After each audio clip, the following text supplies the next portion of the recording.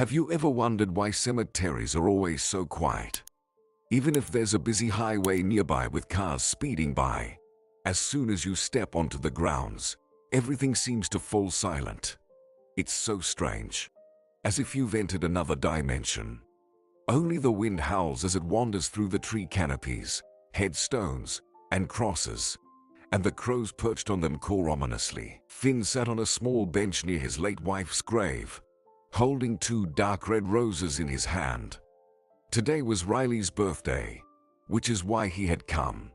He wanted to talk to his one true love again, even though he knew she wasn't really there. It might seem pointless to talk to cold marble and gaze at familiar features on a portrait, but somehow, after each visit to the cemetery, he felt a little better. He whispered softly, "Hello, my love, happy birthday. I bought your favorite chocolate cake and made a salad, just like I always do. Judd and I had lunch and we talked about you, but without you, it wasn't the same. Our son misses you so much. He needs his mom. And with my crazy work schedule, I can't spend as much time with him as I'd like. Sometimes he gets upset with me and pouts, just like you used to. I'm trying so hard to hold on. For you, for our son. But honestly, I'm on the verge of despair. I miss you so much. I'm sorry, Riley. I couldn't protect you from that idiot. And now you are gone." His beloved woman looked at him from the portrait with a smile and a slight reproach, as if to say, "Hey, Finn, why are you so sad? Don't be. I'm here. I know everything about you both. And I still love you both." Just then, he heard a familiar voice behind him. It was the voice of an elderly woman. "And you're here, son-in-law. Why did you come? To apologize? It's too late for that. You can't bring my daughter back from the grave. It was because of you that Riley was killed. I hate you, know that. And I'm taking Judd with me. A child shouldn't live with someone like you." Finn winced as if in severe pain, but didn't start an argument at the cemetery. He just quietly replied, "Good day to you too, Bella. Today is Riley's birthday. Let's honor her memory properly and not fight by her grave. And I won't give you my son. I'm his father. Have a good day, and goodbye." Finn left the cemetery, went into a nearby church, and prayed for Riley's soul. He felt a bit better. The emotional pain eased, and he hurried home to his son. The encounter with his mother-in-law had upset him, and Finn fumed, "Lord, how long is Bella going to torment me? She ruined my career, and now she's after Judd. It seems after Riley's death, she's become obsessed with revenge and blames me for everything." The man started to recall those happy days when he was so happy with his wife. Finn grew up without a father. His mother worked at a factory and raised him alone. Their life was hard, and they saved on everything. Finn's desire to become a policeman arose back in school when his teacher's phone was stolen from her bag, and the police quickly figured out which student had taken it. That was the moment the boy decided he wanted to be like that brave officer, catching thieves, scoundrels, and criminals, and saving honest people. Finn signed up for boxing, started training hard, studied the law, and enrolled in the police academy. After graduating, he joined the operations unit. He loved his job and spared neither effort nor time. One day, he saw a pretty girl on the street, crying loudly and searching frantically in her purse. Finn immediately approached her to find out what was wrong. "Hello. Excuse me. Is something wrong? Has someone hurt you? Can I help you?" The girl saw the police officer and quickly explained, "Hello. Yes, something happened. My wallet was stolen, probably in the store. It had all my money and my father's bank card. I didn't even notice when it happened. Is it even possible to find the thief now? My dad is going to be so mad. It's so frustrating, but it's my own fault. I should have been more careful." But Finn disagreed. "All right, you're going to come with me, file a theft report, and we need to block that card immediately. Then we'll sort everything out. I'll try to help you. A beautiful girl like you shouldn't be crying." By the way, my name is Finn, and I'm Riley. Thank you. Although I don't believe the thief will be found, you're right. We should at least try. Finn really liked this girl. Her delicate face, good figure. His heart started to beat faster. He put in a lot of effort and managed to find the thieves by tracking the number of their car through cameras. And finding the owner's address was routine for him. Seeing the happy look in Riley's eyes when he returned her wallet, Finn realized it was all worth it. The girl immediately began to thank him joyfully. "Well, you're a real hero, Finn. Thank you so much. Honestly, I didn't expect this." Finn blushed and suddenly dared to suggest, "How about we go to a cafe? We could get some ice cream or coffee. I'd like to get to know you better. Ever since I met you, I haven't been able to sleep or find peace. Please don't say no." Riley laughed and agreed, and an immediate connection formed between them. They started talking. It turned out Riley had recently graduated from university and was working for her father's company as an economist. Her family was very wealthy. They owned a car dealership business. Finn felt a bit uneasy. He became sad, but decided to be honest about himself, thinking that if she truly liked him, it wouldn't be an obstacle. To his surprise, Riley didn't mind that he wasn't rich. In her eyes, Finn was a hero, and they quickly became friends, talked a lot, and eventually got married. However, Riley's parents didn't take a liking to her chosen one from the start. They wanted to see her with a businessman, someone from their own circle who could help grow the family business and increase their wealth. Instead, she married a policeman with an ungrateful job that wasn't well paid. Riley's father gave her an apartment in the city center as a wedding gift, and that's where they lived at first. A few years passed, and Finn still adored and loved Riley. They had a son named Judd, and Finn's career was also on the rise. He was promoted for his success in solving cases. Everything seemed perfect, but in reality, it wasn't. Riley grew tired of her husband's constant absences and his frequent emergency calls. He was called to work even on weekends, leaving no time for family. What woman would like that? Bella insisted that Finn change to a more stable job for the sake of his family. Her husband even found a position for Finn at a private security agency. It paid much more, but Finn wouldn't hear of it and refused to consider it. He and Riley began to argue frequently. He tried to make her understand. "How can you not understand? You're asking for the impossible. This isn't just a job. It's my calling. I can't live without the work I love.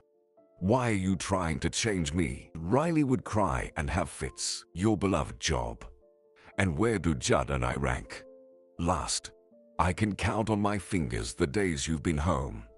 I do everything myself, from grocery shopping to taking Judd to the clinic, and you are paid too little. If it weren't for my dad, I don't know how we would survive. Do you not love me at all? Just say it, and I'll understand." Finn was always the first to make peace, and after their arguments, they'd kiss passionately. The peace would last exactly a month, and then the cycle would repeat year after year. Despite Riley's emotional outbursts claiming she was fed up and would divorce him, Finn felt she still loved him deeply. He couldn't find a way out. Both his family and his job were equally important to him. He was torn between the two, knowing he was hurting Riley. That day, nothing seemed amiss. Judd was at kindergarten, and Finn and Riley decided to go to the mall to do some shopping. They were chatting as they walked out of their building when a black car suddenly stopped in front of them. A man in dark sunglasses and a cap leaned out of the window. Pulling out a gun, he hissed, "Die, cop. This is for Clemens." Finn was momentarily stunned, while Riley instinctively moved forward to shield her husband, not fully grasping what was happening. Shots rang out, followed by the screech of tires. Finn could only remember being forcibly pulled away from his wife's lifeless body, rocking her like a child, kissing her pale lips, and screaming hoarsely, "No, my love, wake up. You can't die. Please, open your eyes. Someone, help. Call an ambulance. It turned out that Riley's killer was a gangster known as Dumb. He was avenging his convicted brother, who had been involved in selling illegal substances and had been recently caught by Finn and his colleagues. However, Riley ended up being the one who suffered. It was an unfair and senseless death. The funeral was extremely difficult. It was painful to watch Finn as he stood over his wife's casket, asking for her forgiveness. Bella continuously cursed him, blaming him for their beloved daughter's death. Overwhelmed by grief, she screamed terrible things. "I'll sue you. I'll make your life miserable. You'll regret being alive. How could you let this happen? Why didn't you protect my girl? My grandson will stay with us. He doesn't need such a worthless father. Do you understand?" But the terrified boy clung to Finn, saying, "No, Grandma. I want to live with Dad. He's good. I love him. Don't shout. It scares me." And the child started crying again. Finn then took him in his arms, trying to soothe him as best he could. The man barely endured the end of the funeral and the wake. It was unbearable. So, Finn and Judd were left alone. Bella kept her word and made Finn's life miserable. She managed to get him demoted, and he became an ordinary police officer. Finn accepted this and continued to perform his duties diligently, responding promptly to citizens' calls. But this wasn't enough for Bella. She evicted her son-in-law from her daughter's apartment, not even sparing her grandson. She thought that if Finn was left without a home and had to move around rental apartments, it would be easier for her to win custody of her grandson.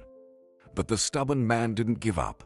His friends helped him, lending him money for a down payment, and Finn took out a mortgage on a small, cozy house on the outskirts of the city. Though it was far from work, he and Judd now had their own home. Bella was furious but continued to threaten Finn with vengeance. Finn endured it. Despite everything, he raised his son by himself. However, he still didn't have enough time. The boy missed his father terribly, waiting for him by the window and hugging him tightly when he came home. Finn's work partner's wife, who lived in the same neighborhood, agreed to look after Judd occasionally. Sometimes, Finn had to hire a nanny, even though it was quite expensive. This was how they lived. One day, a woman with a black eye rushed into Finn's office. She was screaming, "Help! My husband got drunk again, beat me out of jealousy, and locked himself on the balcony with our daughter, threatening to jump with her out of spite." Finn knew there was no time to waste. The child was in danger. He immediately rushed to help. It took 4 long hours to calm the drunk man and get him to open the door. The girl was saved, and the man was taken into custody. As Finn was leaving the building, he looked at his watch and panicked. It was 6 in the evening. He should have picked up Judd from school a long time ago. He rushed to his car, cursing himself, and called Judd's phone, but it was out of the coverage area. He felt sick with worry.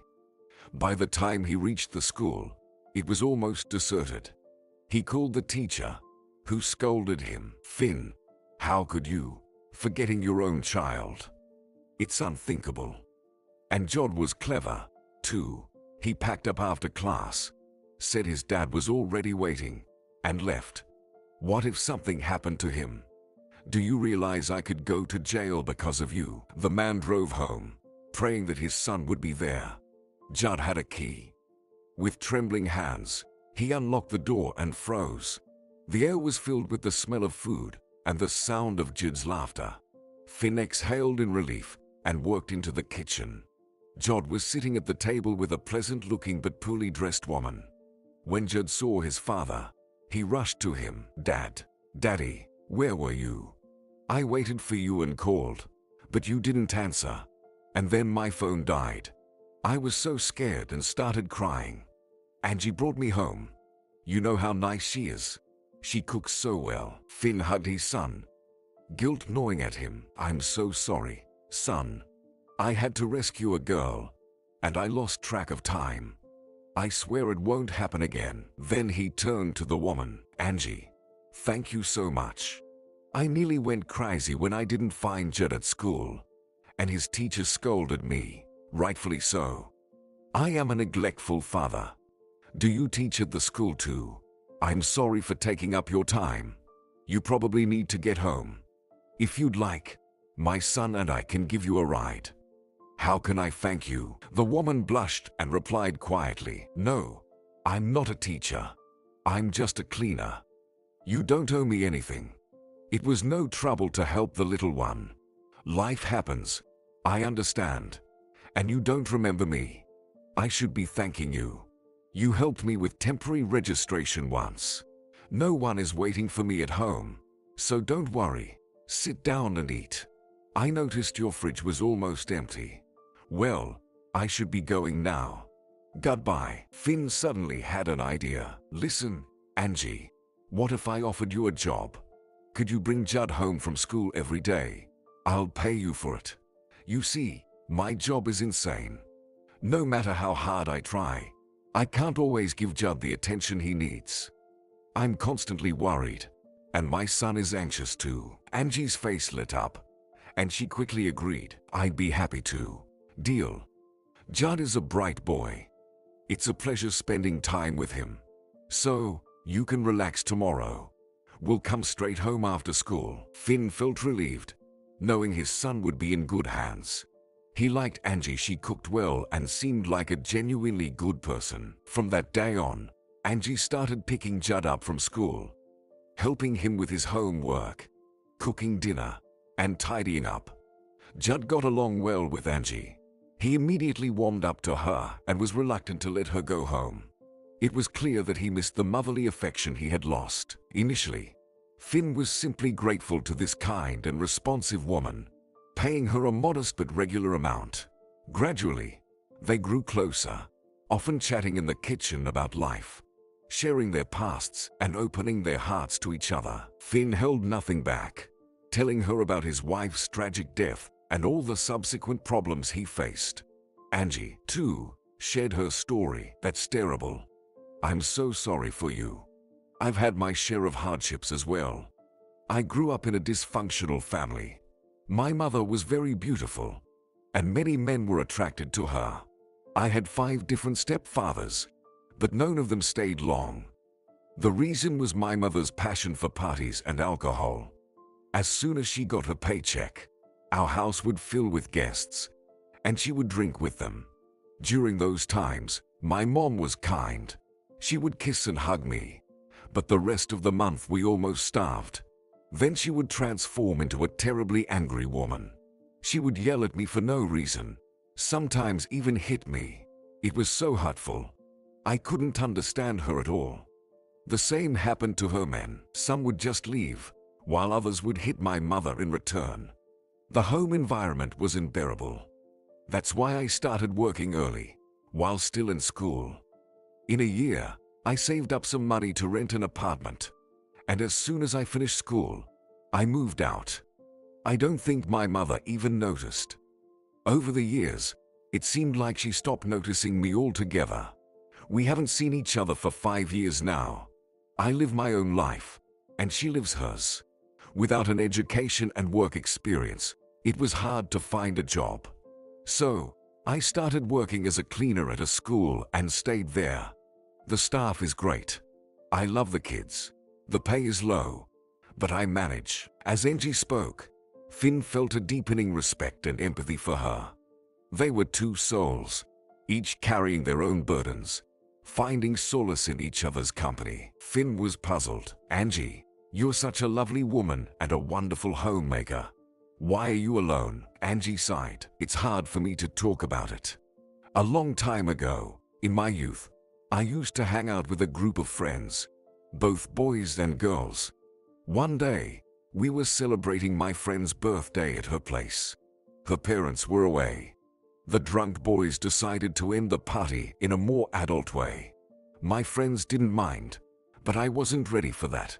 I didn't even have a boyfriend at the time. In short, one guy assaulted me. It was painful and terrible, and I still can't think about it without breaking down. I cried at home for a long time but never told my mother.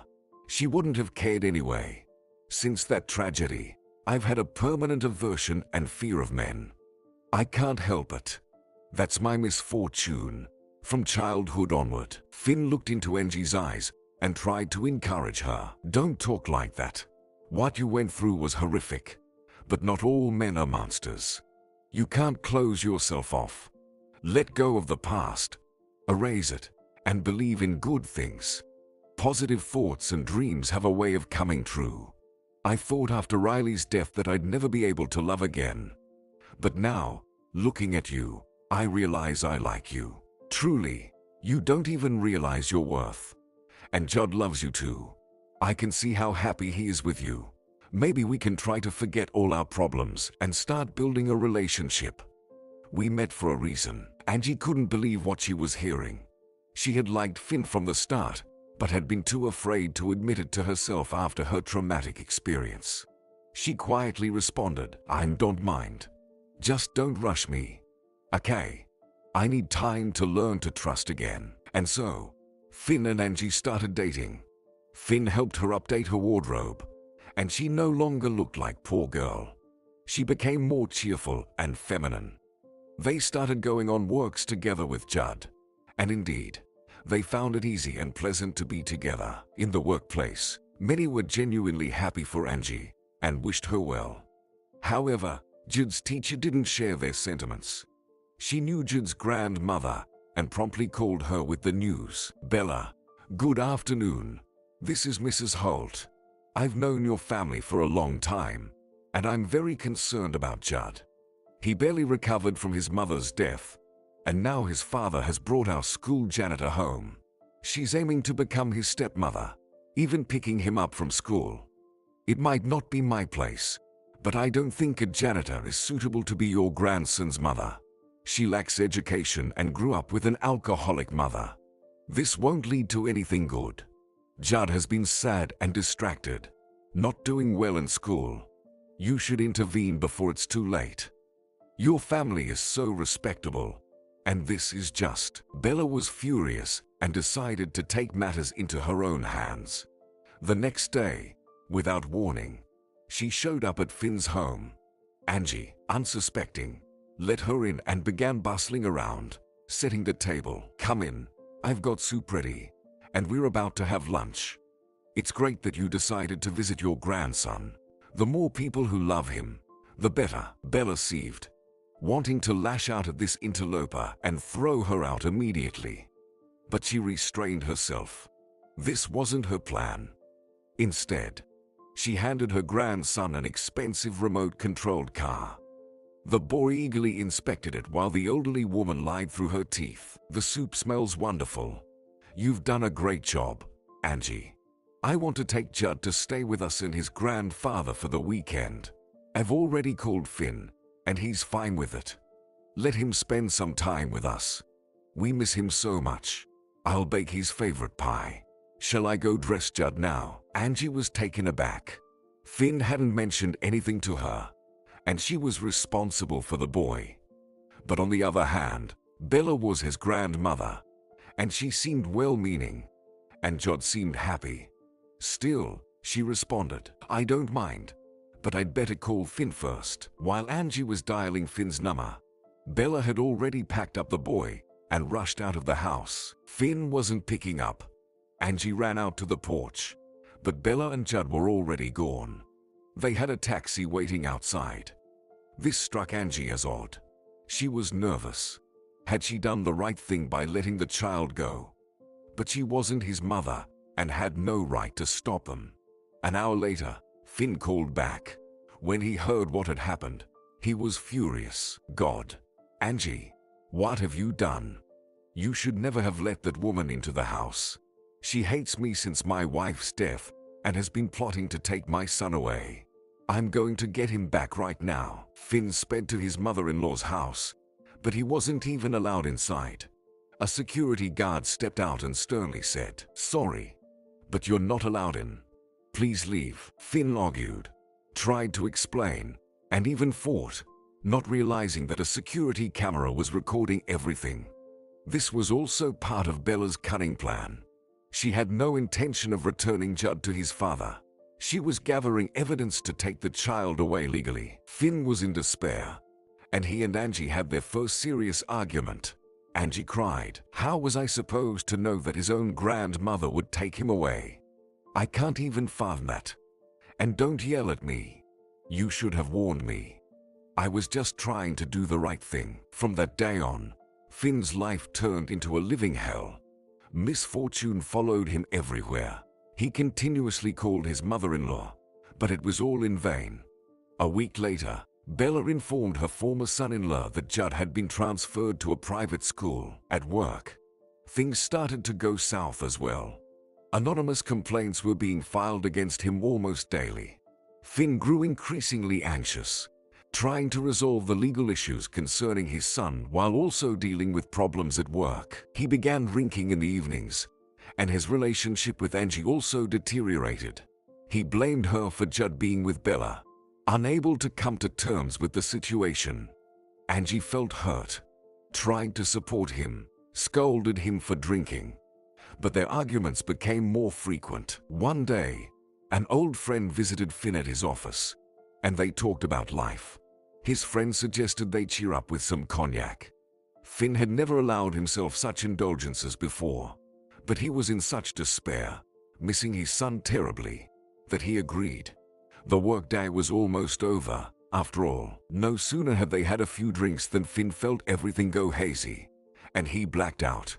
He awoke to Angie shaking him by the shoulders and scolding him. "Finn, have you lost your mind? What is this mess? You're going to get fired. Get up. Let's go home." Finn couldn't comprehend what was happening. It was night time. His head ached.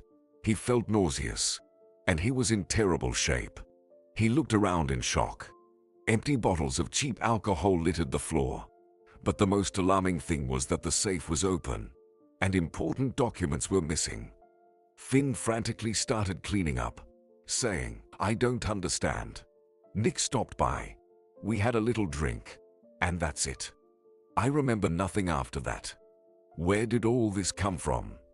Who opened the safe? God, I've been set up. Could Bella have bribed even Nick to participate in this nightmare? God, what's going to happen now?" Angie was furious. "Finn, why did you agree to drink with him? You've set yourself up. Though there's no point in talking about it now. Let's go home. You'll figure it out in the morning." The next day, his boss called him in and fired him. The chief refused to listen to Finn's claims of being framed, yelling, "How could you, Finn? You disgrace our cause. Do you want me to lose my job because of you? No, that won't happen. You are done here. Hand in your badge and go to HR. You've lost your mind. I never expected this from you. Your mother-in-law was right to ask me to fire you." From that day, Finn was completely desperate. He had lost everything: his son, his job, and the respect of his colleagues. What was the point of living now? Thankfully, Angie was still by his side, enduring everything and not abandoning him. Meanwhile, Angie walked down the street with her head down. Dark thoughts overwhelmed her. In recent days, her relationship with Finn had become unbearable. She couldn't stand watching him destroy his own life. Tried to cheer him up, but nothing worked. Suddenly, a well-dressed man approached her, joyfully handing her a bouquet of flowers and attempting to kiss her. He shouted, "Margaret, we finally meet. My love, I've missed you so much." Angie was taken aback and started to struggle, shouting, "Sir, are you out of your mind? I'm not Margaret, and I don't know you. Get away from me and take your flowers." The man laughed, apologized, and walked away.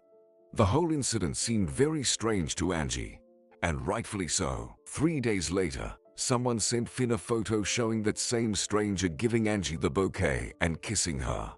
Finn went berserk and kicked Angie out, feeling utterly betrayed. Angie cried and tried to explain, "Finn, it's not what you think. I've never cheated on you, and I don't know that man. Yes, he did approach me, but he mistook me for someone else. You understand?" But Finn wouldn't listen and shouted emotionally, "Oh, sure. When I had everything, you came to me. You needed me. But now that Finn is jobless, you've found a richer guy. Well, go to him then. I wish you both happiness and love." Angie couldn't take it anymore. She slapped him and left. It was unbearable to hear such ridiculous accusations.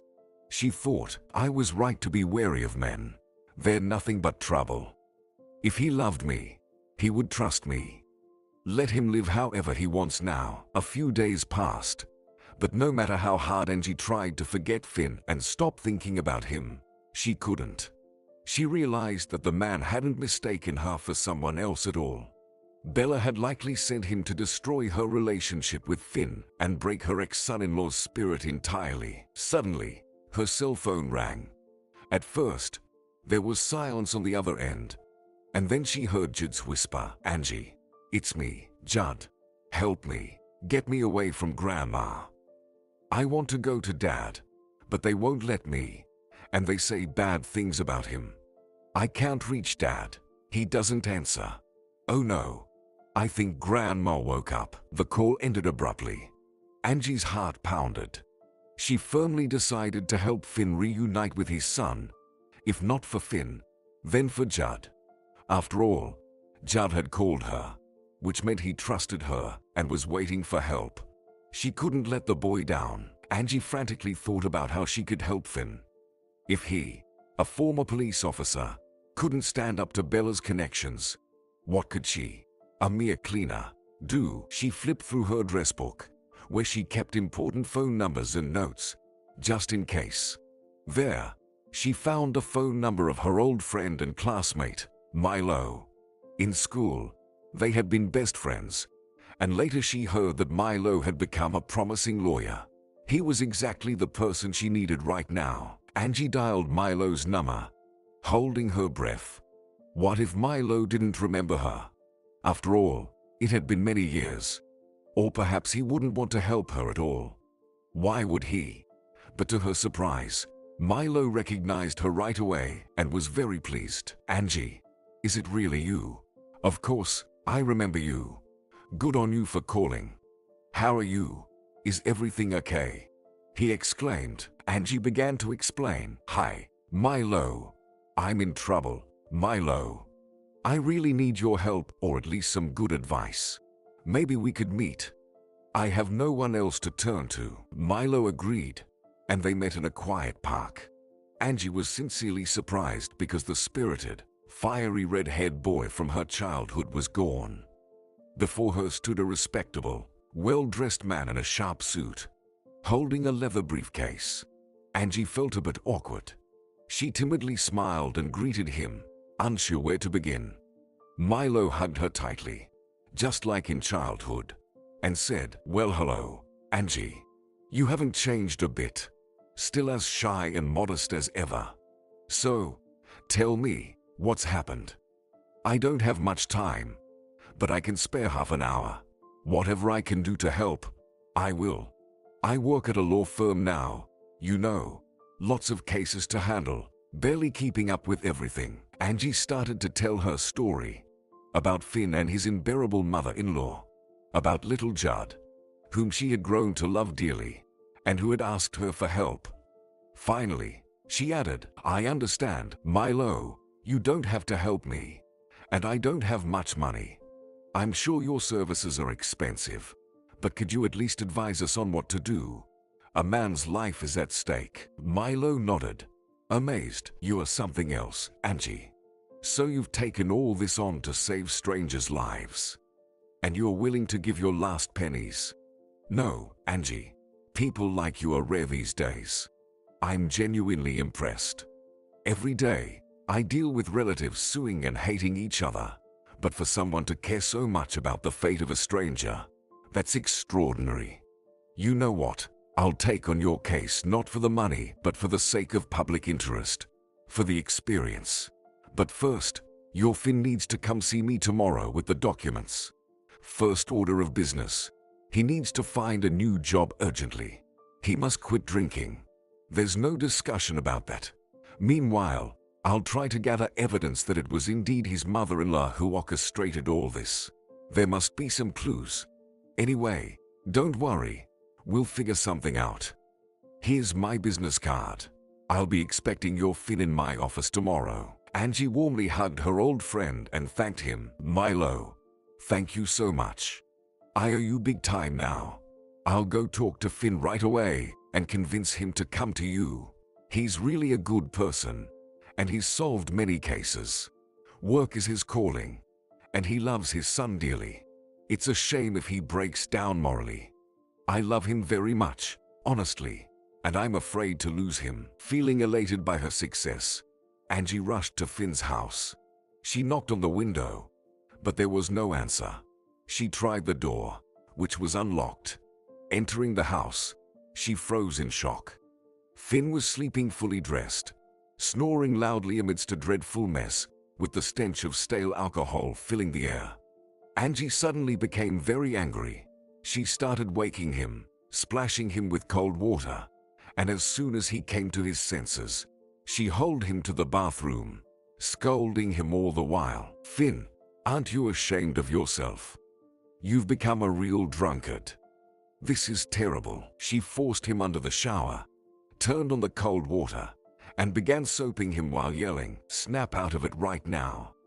You can kick me out, yell at me, even kill me, but I'm not leaving, and I won't let you destroy yourself. Wake up. Judd called me yesterday, and he tried calling you too. You didn't even answer him, and you call yourself a father. He asked me to take him away from his grandmother. He misses you terribly and wants to come home. And here you are, drinking and doing nothing. You scoundrel." The icy water and Angie's tirade quickly sobered Finn. He felt incredibly ashamed of his behavior, especially that Angie saw him in such a state and had to deal with him like a child. He muttered, "All right, enough. Go to the room, I'll take a shower and come out." 15 minutes later, Finn emerged from the bathroom, freshly shaved and grim. He rushed to the phone and whispered, "Unbelievable. Judd really did call, and I was lying here drunk like an idiot." Angie acted as if she didn't notice him. She furiously scrubbed the sticky table, threw empty bottles into the trash, and washed a mountain of dirty dishes without saying another word. Finn watched this delicate yet kind and responsive woman, who had come to save him despite him throwing her out and insulting her. He felt unbearable shame. He approached Angie, hugged her from behind, and started apologizing. "Forgive me, Angie, please. I nearly lost my mind here alone. I even thought of hanging myself. I know I shouldn't be such a weakling, but I feel like such a worthless person. I disgust myself. I just don't know how to get my son back, and it hurts so much." Angie turned around, pushed his hands away, and replied sternly, "But I know how. Here's a business card. It's my friend who's now a lawyer. He's expecting you tomorrow at 8 in the morning. He promised to help, and if you take even a drop of alcohol, I promise you will never see me again. You told me not all men are the same, that I can trust you. Don't disappoint me." Finn swallowed the lump in his throat and nodded. "Thank you, darling, for caring so much about me and my son. I promise I won't drink anymore. You're right. I need to fight. I have to protect Judd, and I'll do everything I can. Please, stay. Don't leave. I need you right now." The couple reconciled, cleaned the house together, and talked for a long time. They decided that once this nightmare was over, they would move far away from this town and start a new life together. Finn met with the lawyer, told him everything, and Milo conducted his own investigation into Finn's work and accomplishments, fully siding with him. They got Nick to confess that Bella had indeed bribed him, that he had spiked Finn's cognac with a sedative, created the mess in the office, and even filmed it. Nick returned the documents he had stolen from the safe. The lawyer met with Finn's boss, showed him everything, convinced him to testify in court, and write a good character reference for Finn. Milo also helped Finn get a new job at a security agency. Now, they could tackle the main issue, getting Judd back to his father. Finn filed complaints with the prosecutor's office and child services, stating that his son had been illegally taken from his home and transferred to another school without his knowledge. The lawyer advised Finn to officially register his relationship with Angie, thus establishing a complete family and securing all his parental rights. On the day of the court hearing, Finn was extremely nervous. Bella glared at him with malice, while her husband held their young grandson's hand tightly. They were determined to win the case, but as soon as Judd saw Finn in the courtroom, he broke free, bit his grandfather's hand, and ran quickly to Finn. "Daddy, take me home. I don't want to stay with Grandma anymore. I only want to live with you. They told me you abandoned me, that you're bad, but I don't believe them. You're the best." Finn hugged his son, tears streaming down his face, holding Judd close and whispering, "I missed you so much, my boy. Don't cry, son. Everything will be all right now. I won't let anyone take you away from me." For the judge, this moment was decisive. He knew that adults could be bribed or persuaded to lie, but a child's emotions couldn't be faked. It was clear that the boy was suffering without his father, and that the accusations against Finn were unfounded. The court ruled in favor of the father. Milo, the lawyer, dismantled Bella's defense, and they won the case. Finn left the courthouse with Judd holding his hand, Angie by their side. They had succeeded. They were together now, a united family. Bella was furious, clenching her fists in rage, and even after losing in court, she didn't abandon her idea of taking her grandson away. It became an obsession for her. A few months passed. Everything was going well for Finn's family. Judd was gradually forgetting the past and was delighted that Angie was now living with them, becoming a mother figure to him. One day, the family decided to go on a real camping trip with an overnight stay in tents. Judd was overjoyed. He had long dreamed of such an adventure, with a campfire, a river, and his dad teaching him how to fish. They spent a long time packing and finally arrived at their destination, unpacking their belongings. The weather was beautiful. The sun was shining, birds were singing, and small fish were jumping out of the water. It was a picturesque scene. They all went for a swim. Judd played in the water with a ball, reluctantly coming out to warm up. Finn started the campfire while Angie prepared dinner. The men went fishing. Finn set up the gear, bought a small fishing rod for his son, baited it with a worm, and started teaching him how to fish. At first, Judd watched the bobber eagerly, waiting for a bite, but when there was no action, he quickly grew bored. Finn, on the other hand, was having good luck, soon catching a few fish that splashed in the bucket. Judd grew restless, especially since Finn told him to sit quietly to avoid scaring the fish. Judd asked for a drink. "Dad, can I go to the tent? I'll stay with Mom. I'd rather catch butterflies. I'm bored here." Just then, Finn's barber started moving, and he waved his hand distractedly. "Go ahead. Tell Mom to come for the fish in half an hour. We'll make soup." It took about 10 minutes to work to the tent, but Judd took the wrong path. He was distracted by everything around him, tried to catch a lizard, and ended up by the water. Suddenly, his foot slipped, and he fell into the water. Only his cap and a shoe were left behind. The swift current carried him away before he could even scream. As he was too scared and desperately trying to swim, Angie decided to check on the fishing progress and worked over to Finn. He was engrossed in watching the barber, as the fish were biting actively. Not seeing Judd, Angie asked, "Finn, where's Judd? Didn't he come with you?" Finn jumped up. "He went to you. He got bored with me. I thought he was with you." They started shouting, calling out for Judd, and running along the shore. "Judd, son, where are you?" Suddenly, they saw Judd's belongings on the shore, and a terrifying realization hit them. Angie, her hands trembling, cried out, "Finn, what have you done? Why did you let Judd go alone? He fell into the river. My God, what do we do now?" Finn immediately jumped into the water where they had found Judd's belongings. He dove repeatedly, trying desperately to find his son. But it was futile. Finn shouted, "Angie, this is all my fault. I'll never forgive myself. The current is strong here. It must have swept him downstream. God, how could this happen?" Angie suddenly had an idea. "We need to run downstream. Maybe Judd managed to grab onto something.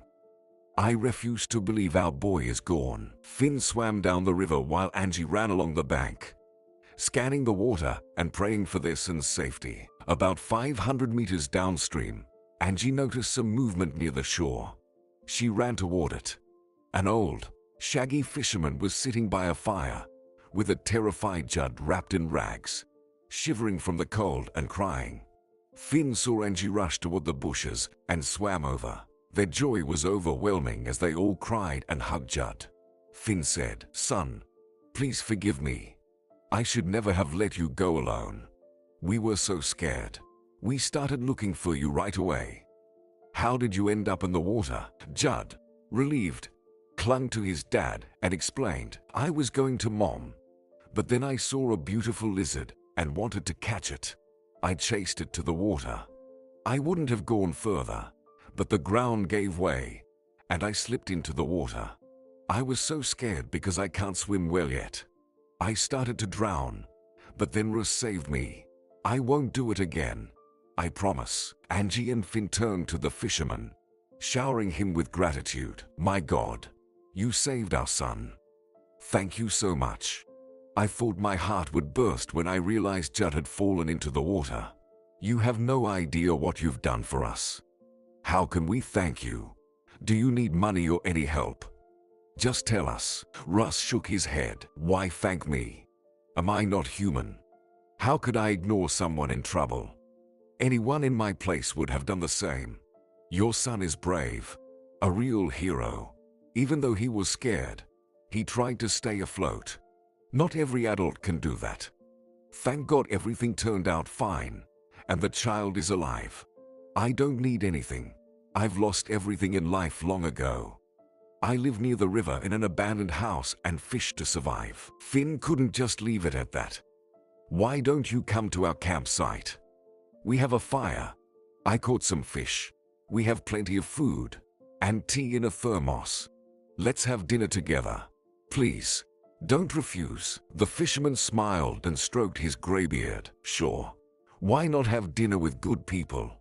Let me just gather my gear." As Angie looked at Russ, she couldn't shake the feeling that his voice and eyes were familiar, as if she had known him before. An hour later, they were sitting down to dinner.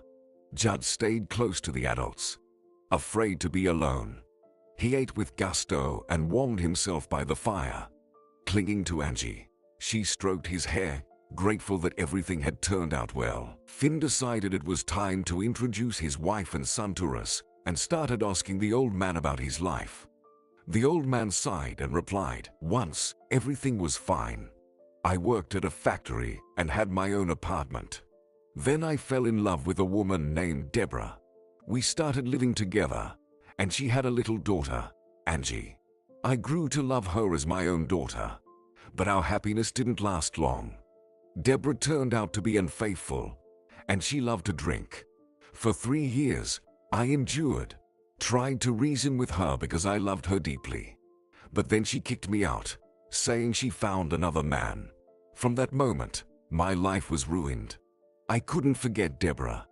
I was hurt by her betrayal, and I felt sorry for her daughter. Is it normal for a woman to constantly change husbands? I started drinking heavily.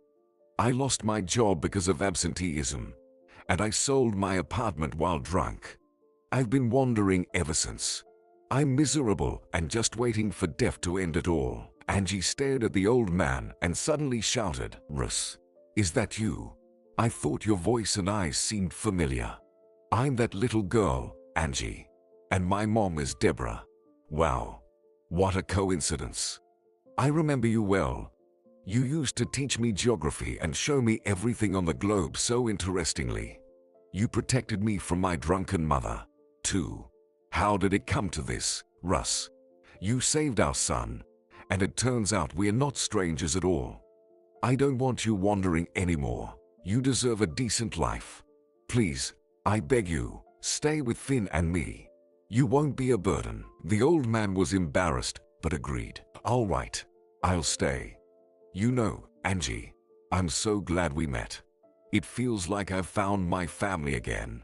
I'll stay with you for a while, and we'll see how it goes." Russ moved in with Finn and Angie. They took care of him, dressed him up, and treated him for illnesses he had acquired over the years on the streets. Within 6 months, the old man transformed.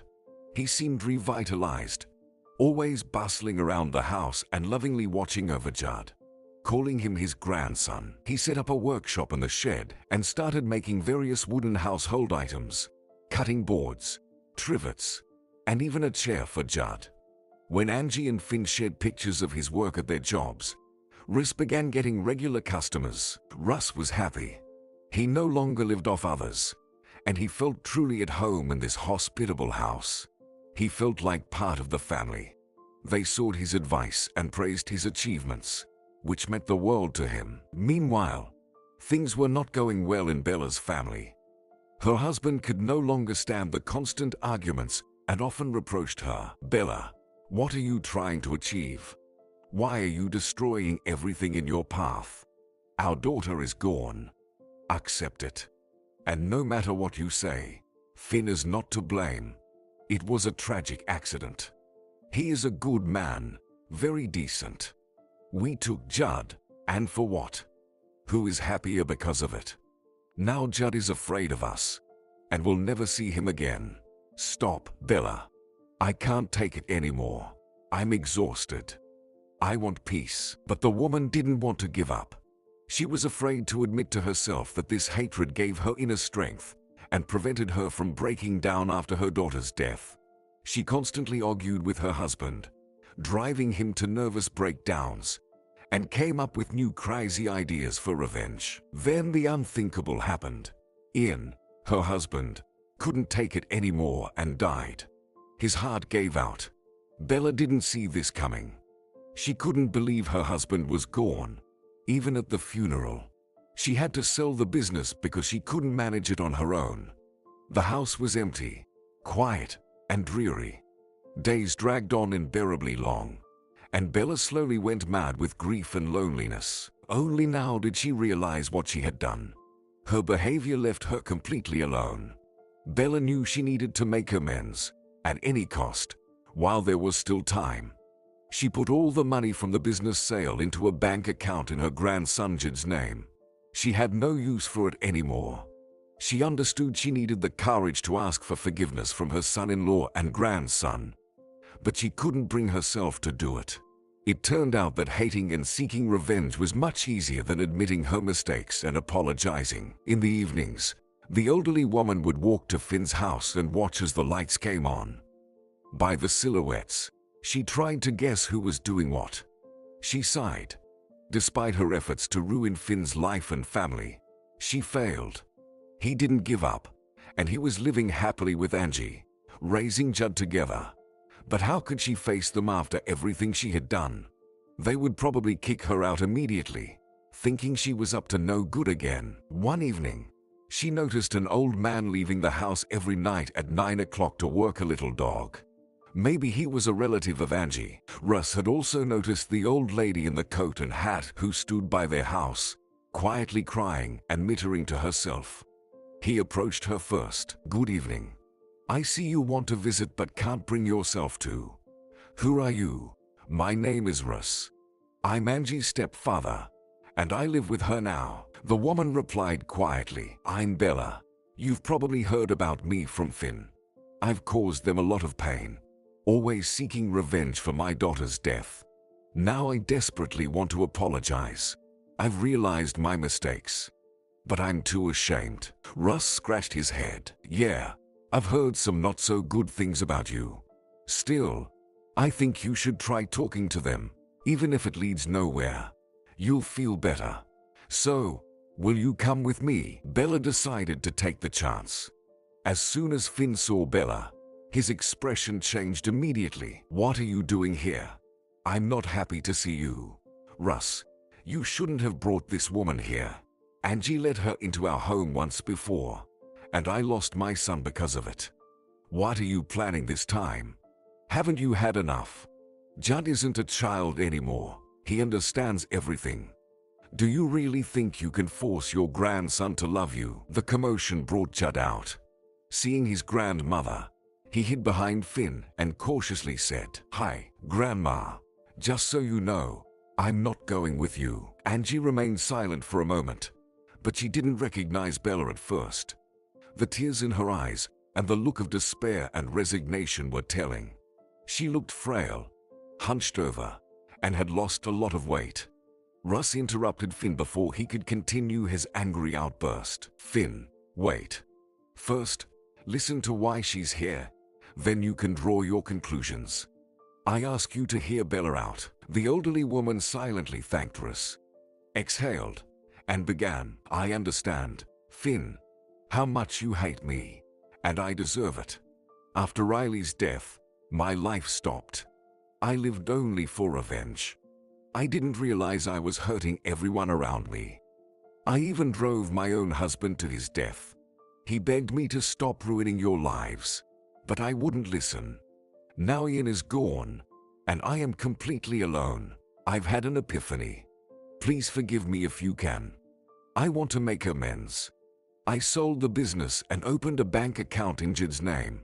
I want to do something good for my grandson while I'm still alive. I know no one will allow me to take Judd home, and he wouldn't want to come with me. But please, can I come here, even for an hour, to see my grandson? I miss him so much." Finn didn't trust his mother-in-law. He had endured too much from her. He wanted to object, but Angie stopped him with a gesture. She then asked Judd, "Judd, son, this is for you to decide. Do you want Grandma Bella to visit you?" The boy walked up to his grandmother and took her hand. "Come on. I want to show you my drawings and the robot I built myself. Do you want to see?" Bella was almost in tears as she followed her grandson. Angie said to Finn, "That's our answer. Whether we like it or not, we can't deny Judd his grandmother. I feel she genuinely regrets her actions. Let her visit him." Gradually, the relationship between Bella and her grandson improved, and even Finn managed to forgive her. It's so important for loved ones to find the strength to forgive and overcome difficult barriers for the happiness of the little ones they care about their son. Now everyone sat together around the kitchen table. Bella brought her signature pie with apricot jam. They had heartfelt conversations, free of hostility, genuinely connecting as close family should. This is how it should be in a true, loving family.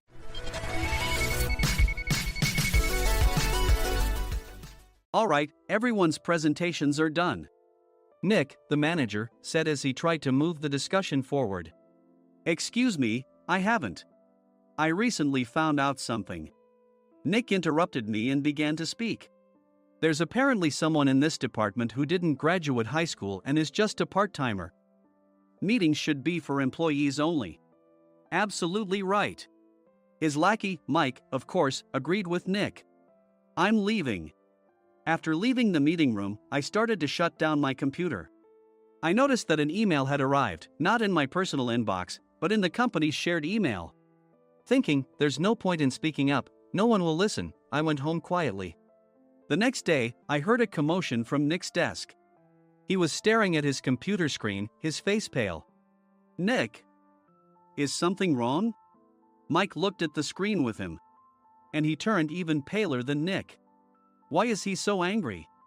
Knowing the reason for Mike's distress, I thought to myself, serves them right. My name is Adam. My mother passed away when I was in the 9th grade, and I was raised by my father. Well, you could hardly call it being raised. After my mother passed, my father changed. He drowned his sorrows in alcohol, and though he still went to work, he squandered our living expenses on horse racing. Because of that, I had to start working part-time as soon as I entered high school. Every month, I went to the convenience store with bills in hand that couldn't be auto-deducted from my father's account. Even though I endured it because I didn't want to be alone, I reached my limit in my second year of high school and dropped out. I found a live-in job at a distant inn. Thank you for everything. The day I left home, my father, still staring at the TV, spoke. "Take care." That was our last conversation. Back then, 18 wasn't the age of majority, so I needed my father's permission to work, and I couldn't hide my place of employment. Yet, my father never visited me even once. I kept working just to survive, and before I knew it, I was 42. Years of hard work paid off, and I was transferred to the headquarters. I was thrilled to be recognized by the company, as I thought I'd be working in the field until retirement due to my lack of formal education. Listen up. Our work can change the future of our employees. Don't drag us down. On my first day after the transfer, Nick, dressed in an expensive suit, spoke sternly. There was a reason for this. Our inn was located in a prominent tourist destination, known so well that everyone in the state could sing its commercial jingle. At its peak, we had 5 locations within the state. But that was long ago. Due to financial difficulties and aging facilities, only the place where I had worked for many years and the original establishment remained. I was prepared to lose my job anytime, but now there was a glimmer of hope. With the rise of social media, the tourist area where the inn was located started gaining attention again. Depending on how hard the sales department, where I was transferred, worked, we could either thrive or be forced to give up this prime location to the new hotel chains continuously popping up. For Nick, who had switched careers from another industry to strengthen our sales, this was a battle he couldn't afford to lose. I understood why he had to be strict. "I will do my best." Nick sneered at my enthusiastic declaration. "Did you not hear what I said?" "I'm sorry." I thought I was listening carefully. Out of habit from years of customer service, I apologized reflexively, though I had no idea what had offended him. Someone was watching me with a smirk. In this department, there are those who are expected to excel and those who have been shoved here because they have nowhere else to go. You are the latter. It was Mike, the section chief. He's 7 years younger, at 35. But he was called to headquarters much earlier than I was and had been moving around within the headquarters ever since. I'm not jealous, but I can't accept that he's my boss. Graduating from a prestigious university, he has an unusually high pride and caused many problems as a newbie, making things very difficult for me when I was the front desk leader. When I found out Mike was transferred to the sales department a month before me, I was disheartened. Mike is right. With just a middle school diploma, there's not much you can do. Don't even think about achieving results. As if I didn't exist, Nick remarked, "I'm thirsty." Mike eagerly ran to the coffee maker. It seems Mike is Nick's lackey. I regretted being happy about my transfer to headquarters, wishing I had stayed on site forever. Send a direct mail to every company on this list by the end of the day. Nick only assigned me tasks that even a new graduate could handle. What? There are over 1,000 companies. You want me to send to all of them by today? Yes, if you and your fellow misfits split the work, even those with nowhere else to go should finish by today. I glanced at the employees typing away expressionlessly. They were worn out from customer service, only thinking about leaving on time, or were women reassigned after having children, with zero motivation for work. Even Sam, a new graduate from the same university as Mike, who was supposed to be among the expected achievers, had no enthusiasm for the job, having joined the company wanting to do customer service. "I don't care what they say, I plan to quit any time," he said. Only Nick and Mike were highly motivated, making all the decisions between the two of them. I originally only wanted to work at the inn to survive and had no particular attachment to this job. I swallowed my words, thinking I had no right to reprimand them. About a month after the transfer, Nick told us with a frustrated look.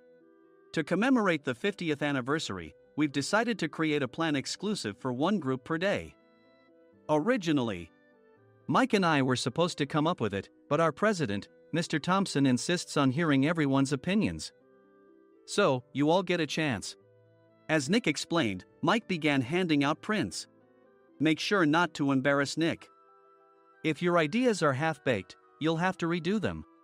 It seemed that they had printed his handwritten notes by Mr. Thompson, which included several questions and a section for free responses. It made sense why Nick had to seek our input, given that all responses had to be submitted to Mr. Thompson. We were given a week to think about it, and a meeting was scheduled to compile our ideas. My plan is to let guests enjoy both the old and modern America. Nick began the presentations. Guests would watch a master confectioner at a nearby traditional sweet shop make sweets in front of them. The welcome drink would be premium tea in a bottle. Nick's plan was certainly attractive. After his presentation, Nick called on us to present in the order we were seated. Just as I stood up for my turn. "All right, everyone's presentations are done." "Excuse me, I haven't. I recently found out something." Nick interrupted me. "There's someone in this department who didn't graduate high school and is just a part-timer." He was likely talking about me. I joined the company as a part-timer and was made a full-time employee when I turned 20. That was 20 years ago, so Nick and Mike probably had no chance to know until recently. Meetings should be for employees only. Absolutely right. After that, Nick kept creating opportunities to solicit everyone's opinions, purposefully excluding me from speaking.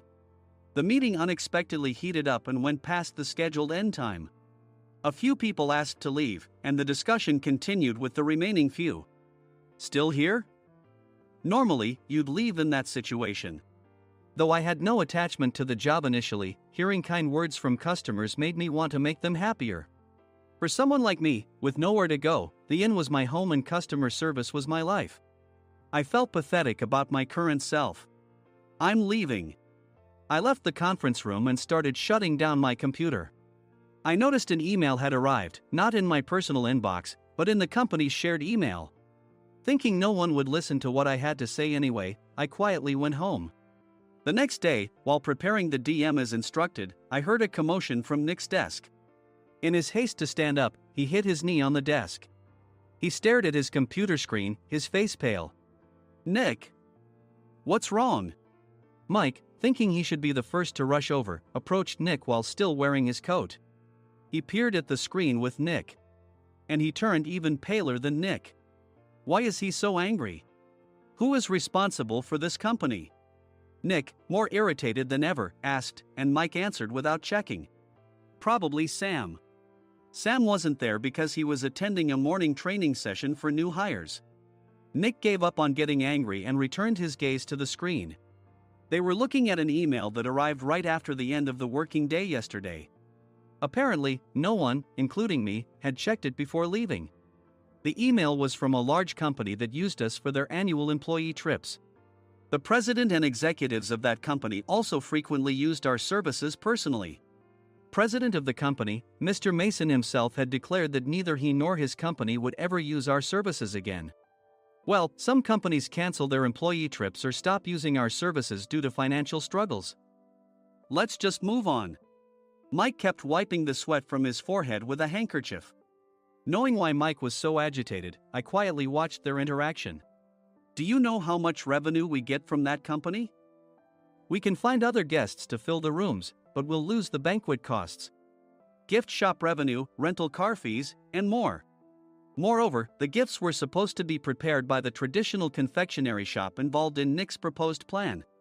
If it's known that we incurred such a huge loss at this critical time, Nick's position in the company would be jeopardized. Nick took a deep breath, seemingly trying to calm himself. All right, Mike. Go to New York right now and apologize to Mr. Mason. What? You're coming with me, right? I have urgent work to do. I trust you, which is why I'm entrusting this to you. Please. Mike, believing Nick's sincerity, agreed with a determined look on his face, saying, yes. That's Nick for you. Even if Mike went to apologize, Nick would shift all the blame onto him if the client didn't change their mind. Well, it was Mike's fault to begin with, so it served him right. About 3 hours later, Sam answered a call from somewhere and repeatedly apologized, saying, I'm very sorry. Everyone watched to see what was happening. After ending the call, he informed Nick with a weary tone. When Mike arrived at the client's company, he only made things worse, further infuriating Mr. Mason. He was demanding, get his boss here immediately. It was no wonder Sam was exhausted, dealing with such a call right after returning from training. What is that idiot doing? All right, Adam, you're coming with me. If sacrificing Mike didn't work, then I must be next. Normally, I'd want to refuse at all costs, but I saw an opportunity in this situation. If I can be of assistance, I'd be happy to join you. I obediently followed Nick, and we flew to New York. When we introduced ourselves at the reception, it became clear how serious the situation was, as the receptionist personally escorted us to the president's office. Angry voices leaked through the door, making both Nick and me uneasy. "Excuse me. I'm Nick, the supervisor. I understand my subordinate has caused you trouble, and I deeply apologize." Nick, with his experience in the corporate world, knew enough to offer an apology before excuses. However, his customer service skills left much to be desired. I sighed as I saw Mike trembling like a small dog in the corner of the room. "What kind of training are you giving your subordinates?" Mr. Mason glared at Nick with a red face. The intensity of his gaze made even Nick take a step back. Regrettably, I joined this company only 2 years ago and was unaware of Mike's issues. I should have identified his shortcomings sooner. Indeed, I should have realized sooner. No sensible person would come to apologize and then give a lengthy presentation on the drawbacks of not using their in. Nick froze, his mouth slightly open. Suspecting the worst, I picked up the documents that had fallen to the floor. It seemed Mike hastily prepared these documents on the plane, listing the disadvantages. Disadvantage 1: if you change the venue for the company trip, employees might suspect it's for cost-cutting reasons, leading to a negative impression. Reading it aloud half-jokingly, Nick snatched the papers from my hand and checked the contents with a furious expression. Among the stack of documents was a receipt from a nearby convenience store's copy machine. I felt a pang of dread, hoping he hadn't shown the receipt as well. What do you think he said when I asked what kind of nerve he had to do this? I'm very sorry." Faced with the dire situation, Nick must have thought there was nothing left to do but apologize. In a voice smaller than I'd ever heard from him, he uttered words of apology. He said, "I'm a Harvard graduate. I don't believe I said anything wrong." "Mike, what have you done?" Forgetting his plan to pin the blame on Mike, Nick yelled loudly, even in front of Mr. Mason. "I didn't do anything wrong." "You're still saying that? Look at him." Mike pointed at me with a shaking hand. "I was assigned to headquarters in my 20s and now I'm a section chief. This guy only made it to headquarters at 42. Everything I've done proves I was right. So why are we losing the contract?" Having said his piece, Mike collapsed to the floor. "Of course. You were sent there because you had nowhere else to go." Mike never expected to hear such words from someone he looked down upon. He lunged at me, and Nick hurriedly stepped in to stop him. "Mr. Thompson told me Mike is a quick thinker, and to take good care of him." There's no way he was pushed aside. "Don't make things worse here." "He didn't say quick thinker, he said only quick-witted, didn't he?" I don't remember that part." I recalled the many troubles Mike caused when he was a newbie. When Mike was on the front line, his pride was so high that he never apologized to customers. Customer service, especially in our job, doesn't work alone. It brings both good and bad situations. If the front staff or housekeepers made mistakes, or the cleaning company didn't properly clean a room, one had to apologize to the customers regardless of personal fault. Mike, in such situations, would never apologize, insisting he wasn't at fault. This often angered customers, and as the front desk leader, I frequently had to apologize on his behalf. He caused complaints and disrupted operations, which is why he was quickly moved to headquarters. In departments where he didn't interact directly with customers, his quick thinking was beneficial and things went well. But it seemed his flaws were starting to show. Corporate reservations are supposed to be entered into the system by the sales representative. But a quick check yesterday revealed that more than 10 items were missing from the client's reservation. The handover document clearly stated what needed to be prepared. Why didn't you enter it into the system? Why do we have to give them special treatment? Filling rooms near the banquet hall, setting up all the food in advance. Specifying the brand of wine, they're too demanding. No wonder he always angered customers, I thought, feeling a headache coming on. Grouping them in rooms near the banquet hall is for our benefit too.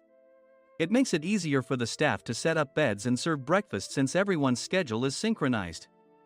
As for the other requests, Mr. Mason suggested them to lighten our load. I didn't know that. Nick finally seemed to realize that Mike was the one who had angered the client. What did you say to them? I just told them we wouldn't give them special treatment anymore. We shouldn't waste effort on things that don't bring in money. I was utterly exasperated at his lack of understanding of customer service. Of course, we shouldn't comply with unreasonable demands. But carrying over successful practices from past stays makes customers feel remembered and enhances their experience. Good memories encourage repeat visits. That's part of our job. I looked down at Mike, who was sitting on the floor. In our job, nothing is a waste. Mr. Thompson likely moved you to the sales department, hoping you'd finally understand this. How do you think he feels now that you've failed to meet his expectations?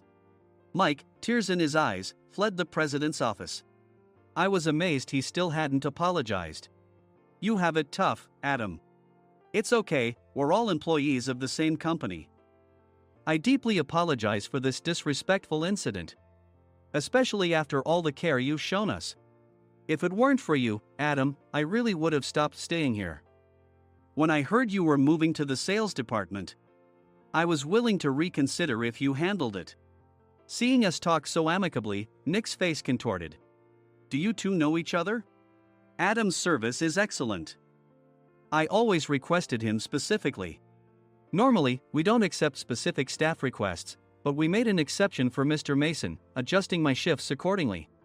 He had personally stayed at our hotel just before my transfer, and during casual conversation, I mentioned, I'm moving to the sales department soon.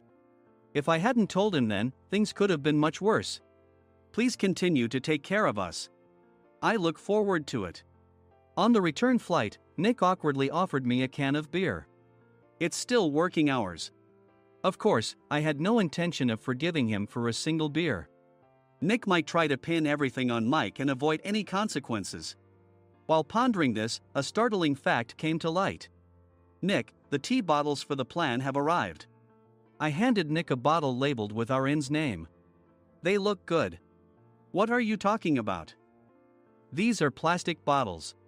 I had assumed we would use the trendy, high-end bottling tea. But what arrived were ordinary plastic bottles of tea with customized labels. The only unique aspect was the label, which had the inn's name, making it look customized.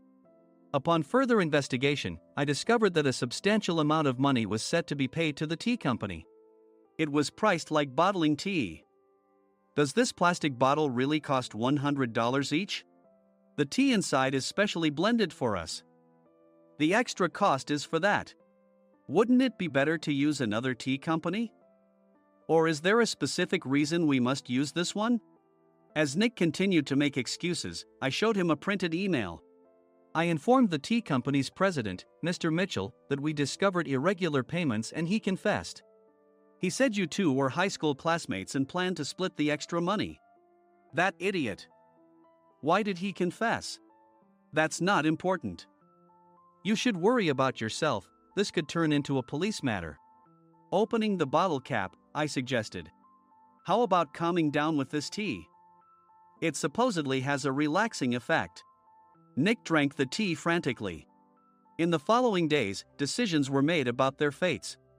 Mike was reassigned to the General Affairs Department, with no chance of transfer or promotion, as per Mr. Thompson's orders. As for Nick, since the payment to the tea company hadn't yet been made, he narrowly avoided legal trouble. Instead, he was encouraged to leave the company, and to avoid further complications, Nick submitted his resignation. Rumor has it that connections between HR departments have made it difficult for him to find new employment. Even though it was good to have those two gone, something unexpected happened in the sales department. Everyone became motivated and united in refining the 50th anniversary plan. In the end, my plan was adopted. We collaborated with the Tourist Information Center to provide personalized guides.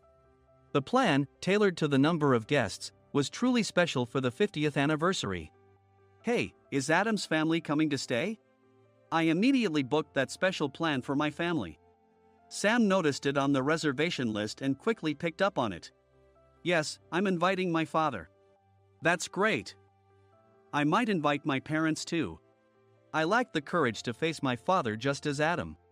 But here, with the confidence Mr. Mason praised, I felt ready. The 50th anniversary plan was a perfect opportunity to reconnect with my father. I hoped to bring back the days when we could laugh together as we once did.